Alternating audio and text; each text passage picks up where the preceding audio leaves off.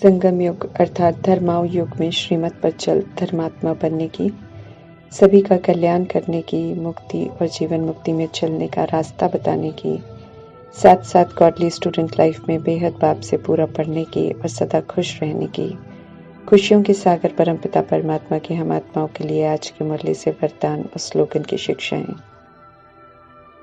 पराए रावण राज्य में आकर पतित पावन निराकार परमपिता परमात्मा पतितों को पावन बनाने के लिए रुद्र ज्ञान यज्ञ रचते हैं।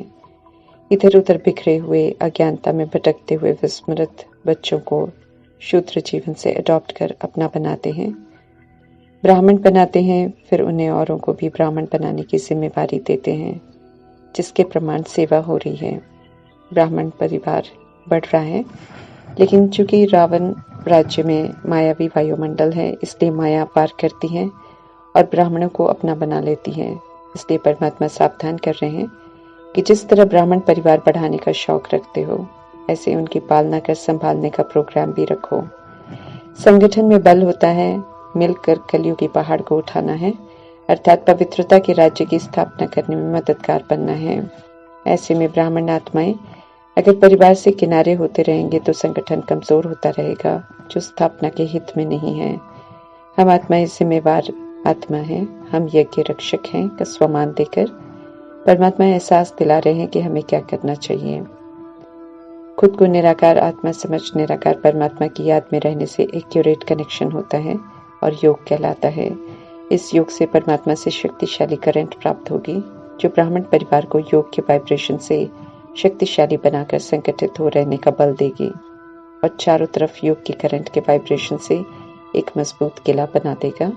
फिर उस किले के अंदर माया का वार नहीं होगा, ना कोई आसुरी शक्ति बाहर से अंदर आएगी और न कोई ब्राह्मण आत्मा किले से बाहर जाकर माया से प्रभावित होकर परिवार से किनारा करेगी।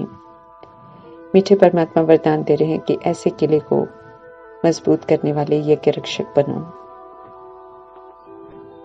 परमात्मा के फरमान अनुसार सभी को परमात्मा का बनाने का अर्थात पवित्रता की प्रतिज्ञा कराकर ब्राह्मण बनाने की सेवा तो सभी कर रहे हैं, सत्य से भी परिचित करा रहे हैं, परंतु परमात्मा ध्यान खिंचवा रहे हैं कि यज्ञ निर्विघ्न चलता रहे, आत्माएं विस्मृत हो वापस कलयुग में न चली जाएं, माया के वश न हो जाएं।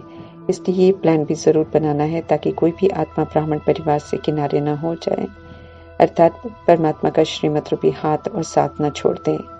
सर्वशक्तिमान परमात्मा समझ दे रहे हैं कि पवित्रता के किले को योग से ऐसा मजबूत बनाओ जो ब्राह्मण आत्मा किले से बाहर न जाए, अर्थात मर्यादाओं की लकीर से बाहर न जा सके।